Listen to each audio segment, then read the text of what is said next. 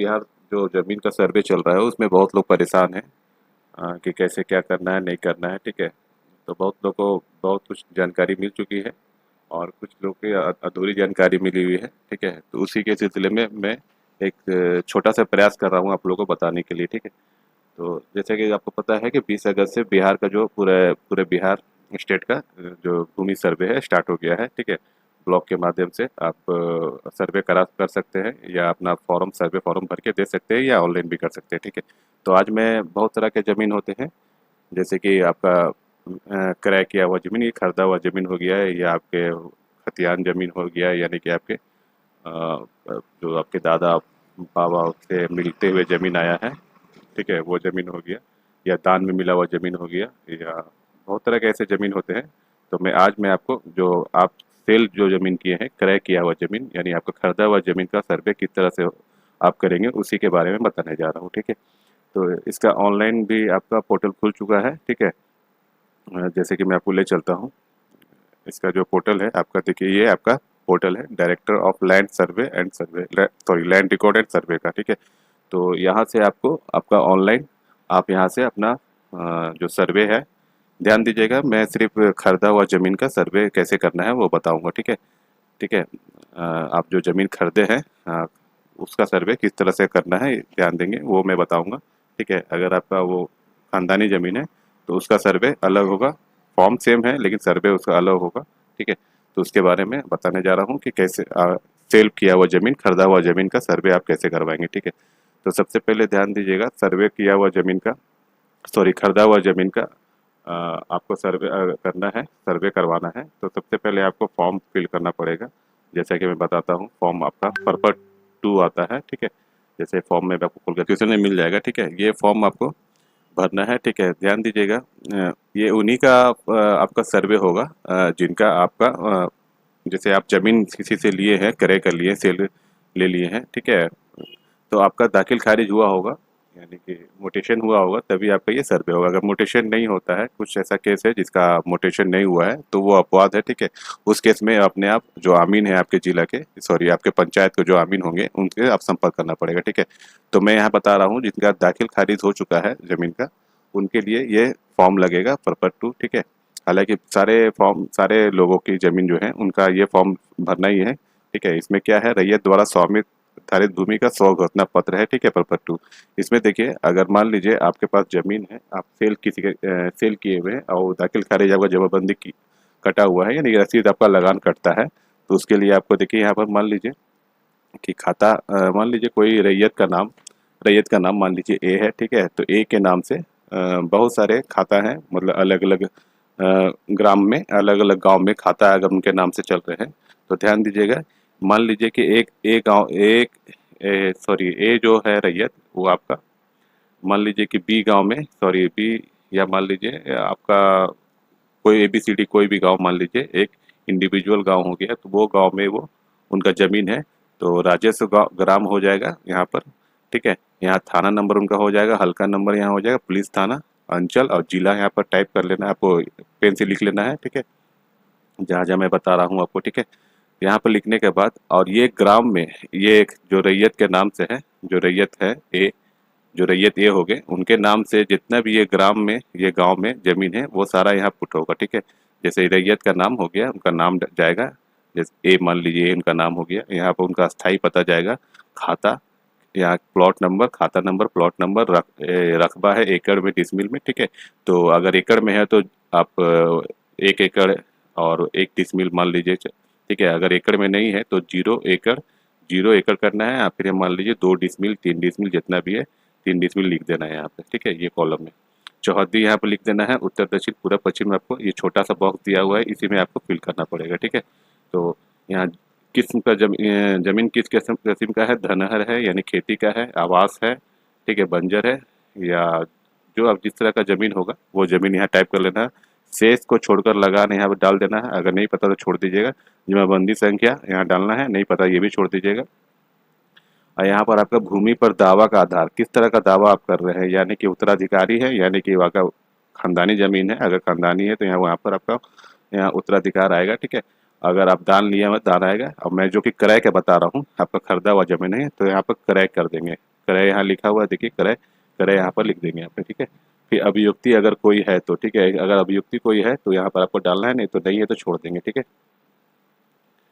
तो यहाँ पे देखिए अब आपका पहला हो गया, एक खाता हो गया। मान लीजिए इसी गांव में बहुत सारे खाता हैं, तो इसी में आपका फिर रैयत का नाम डालना पड़ेगा, ठीक है।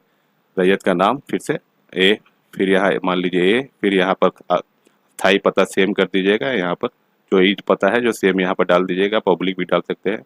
फिर खाता फिर दूसरा डाल देना है आपको, जो नया खाता का सर्वे करना चाहते हैं। फिर नया खेतरा जो है फिर उसका फिर एकड़ में या डिसमिल में जमीन लिख दीजिएगा।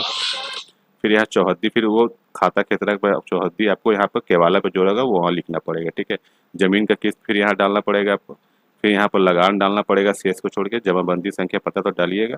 फिर यहाँ पर डाल दीजिएगा कि यहाँ पर आपको किस तरह का दावा कर रहे हैं अधिकार का, ठीक है। तो यहाँ पर आपको क्रय कर देना है, जो कि मैं क्रय का बता रहा हूँ। अभियुक्ति कोई अगर है तो वो भी डाल सकते हैं, ठीक है। इसी तरह से तीसरा कॉलम में फिर से रैयत का नाम, अगर 3 खाता है उनका इस गांव में है तो इसी तरह जितना इस गांव में खाता है उनका, तो इस जो नाम यहाँ डालेंगे आप राजस्व ग्राम, उसी उसी गांव का जितना खाता है यहाँ पर सारा फिल कर देंगे। मान लीजिए पूरा कॉलम भर जाता है, फिर आपको और इस ग्राम में आपके खाता है तो फिर आपको दूसरा फॉर्म भरना पड़ेगा। तो यहाँ पर आपको 1 करना पड़ेगा, 1 नंबर, फिर अगला में 2 नंबर करना पड़ेगा, ठीक है। तो इस तरह से आपको यहाँ पर फिलअप कर लेना है प्रॉपर 2 को, ठीक है। ध्यान दीजिएगा जमाबंदी जिनका लगान करता है वही यहाँ फिलअप करेंगे। अगर जमाबंदी नहीं करता है, मान लीजिए जमाबंदी नहीं करता है, उनको दाखिल खारिज करवा के ही आपको सर्वे करवाना पड़ेगा, ठीक है। तो ये आपका फॉर्म फिलअप हो गया, ठीक है। अब एक फॉर्म ऑफ आपका आता है जिसके लिए वंशावली, जिसमें कि वंशावली दर्शाया जाता है। जैसे कि मैं वो फॉर्म दिखा देता हूँ। वो फॉर्म कौन भरेंगे? वो फॉर्म सिर्फ उनको भरना है जिनके मान लीजिए जिनका मान लीजिए उनका दादा का ज़मीन है, वो दादा की मृत्यु हो गया है, फिर उनका जो वंशज है तो वो उनको उनके नाम से खाता चढ़ाना चाहते हैं, तो वो इस फॉर्म को फिलअप करेंगे, ठीक है। तो ये फॉर्म फिलअप करने के लिए देखिए सेम है, सेम अंचल जिला जो भर देंगे, ठीक है। स्वयं का वंशावली समेत करने के संबंध में यहाँ पर है श्री श्रीमती डाल देंगे, किनका नाम डालना है। मान लीजिए इनके 2 पुत्र हैं या 3 पुत्र है, ठीक है। तो 2-3 पुत्र हैं, तो पहला पुत्र ए हो गया, ए का नाम डालेंगे। अब यहाँ पर पिताजी का नाम डाल दें। मान लीजिए कि जो उनका दादा है मृत्यु हो गए हैं, तो यहाँ पर उनका दादा का नाम डाल देंगे। दादा के जो बेटे हुए वो उनका उत्तराधिकारी होते हैं। मान लीजिए 2 बेटे हैं तो फिर दूसरा बेटा का नाम यहाँ डालेंगे, ठीक है।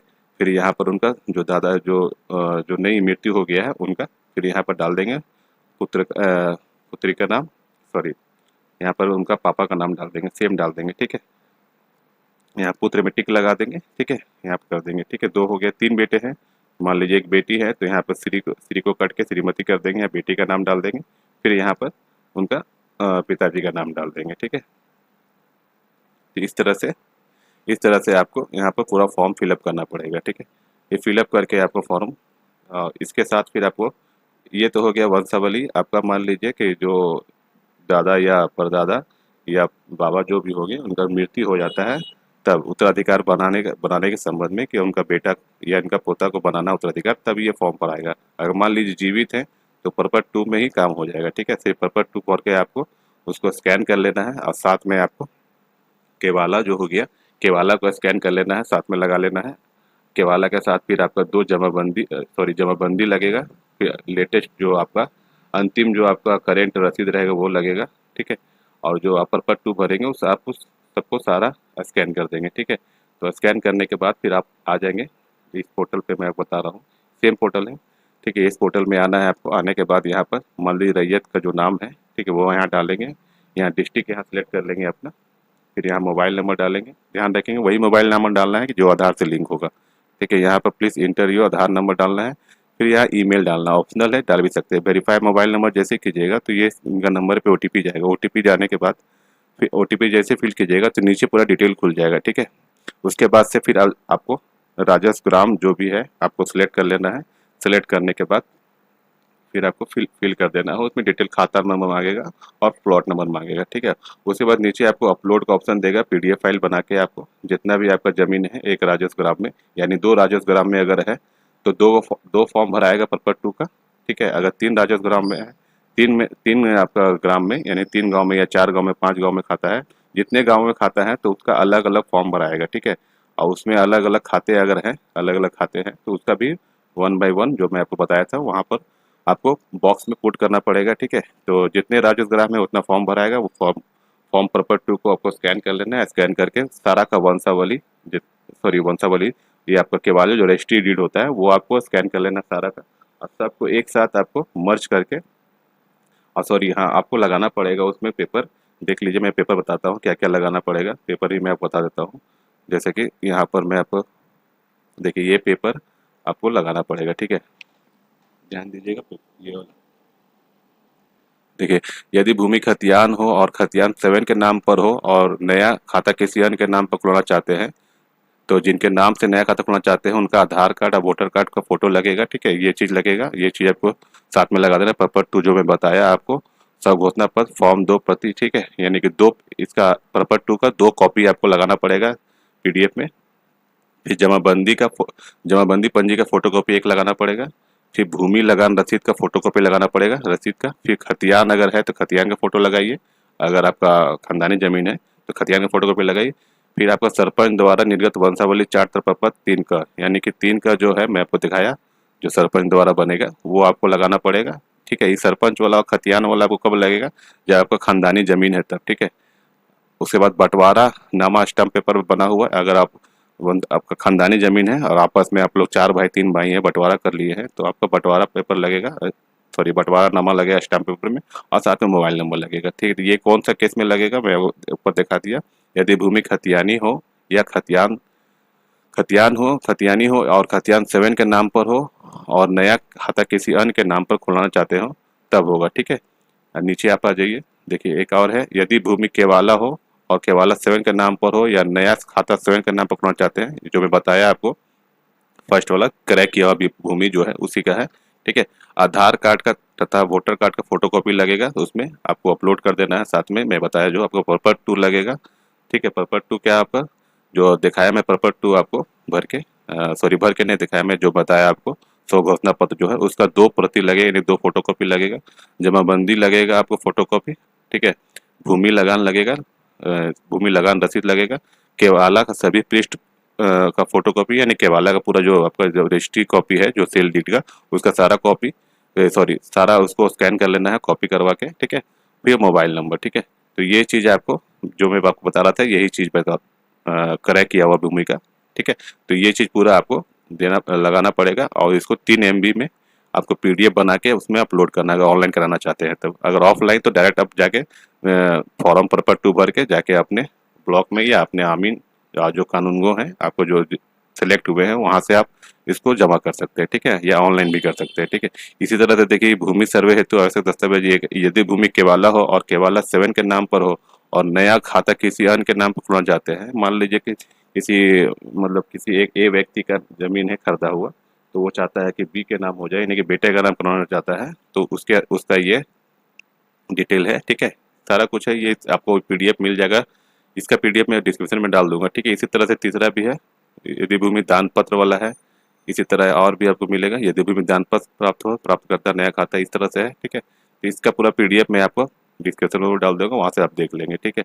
तो मैं आपको बता रहा था कि इस तरह से आपको करना है, ठीक है। और मैं एक चीज़ आपको बता दूँ कि अगर आप चाहते हैं कि आपके यहाँ कब से सर्वे होगा, आपको पता करना है, तो ठीक है।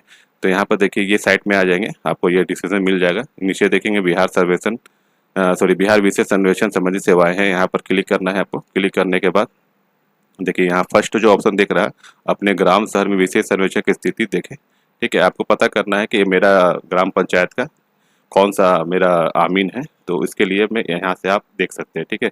यहाँ डिस्ट्रिक्ट सेलेक्ट कर लेंगे, मान लीजिए कोई भी डिस्ट्रिक्ट सेलेक्ट कर लीजिए, यहाँ पर अपना सर्कल सेलेक्ट कर लेंगे, ठीक है। यहाँ पर फिर अपना मौजा सेलेक्ट कर लेंगे, ठीक है, मान लीजिए सेलेक्ट कर लिया। फिर यहाँ पर देखिए क्लिक हेयर कर लेना है। जैसे क्लिक हेयर करेंगे तो यहाँ पर डिटेल आ जाएगा, ठीक है। देखिए आमीन का नाम आ जाता है, क्या ना आमीन का नाम है, कौन सा मोबाइल नंबर उनका आ जाएगा, ठीक है। कानूनगो का नाम आ जाएगा, उनका नंबर आ जाएगा, और शिविर प्रभारी का नाम आ जाएगा, उनका नंबर आ जाएगा, ठीक है। तो इससे आप संपर्क करके आप सारा डिटेल भी ले सकते हैं कि किस तरह से सर्वे होना है और कब सर्वे होना है आपके पंचायत में, आपके गाँव में, ठीक है। तो इसी तरह से अपना आप सर्वे, अपने बिहार भूमि का सर्वे क्रय किया हुआ भूमि का कर सकते हैं। इसी तरह से दान वाला ज़मीन का भी है, खतियानी ज़मीन का सारा सर्वे बहुत ईज़ी प्रोसेस है, इसमें ज़्यादा लेंदी नहीं है। हाँ, लेंदी किसके लिए है? जिसका दाखिल खारिज नहीं हुआ है ज़मीन, तो दाखिल खारिज करवाना पड़ेगा, ठीक है? रसीद कटवाना पड़ेगा, तभी उनका सर्वे हो पाएगा। या ऐसा कोई अपवाद है कि ज़मीन ले चुके हैं लेकिन उनका रसीद नहीं कट रहा है, तो वो अपने आमीन से या अपने सीईओ से संपर्क करके जल्दी से दखल खारिज करवा के फिर आपका सर्वे करवा सकते हैं, ठीक है? तो इसी तरह का आपको सर्वे पूरे बिहार में होना है, ठीक है? और किस तरह से आपको अपना डिस्ट्रिक्ट, अपना सर्कल और अपना मौजा का आमीन का नाम पता करना है, तो यहाँ से मैं बता दिया, ठीक है? इसका लिंक भी आपको मिल जाएगा डिस्क्रिप्शन बॉक्स में, ठीक है? तो आशा करते हैं आपको कुछ मेरा बताया हुआ जानकारी समझ में आया होगा। नहीं समझ में आया होगा तो बेहतर जानकारी के लिए आप कमेंट भी कर सकते हैं, या तो अपने आमीन का नाम आप सर्च करके वहाँ से आप उनसे फ़ोन करके कांटेक्ट करके आप पता भी कर सकते हैं, ठीक है? तब तक के लिए धन्यवाद।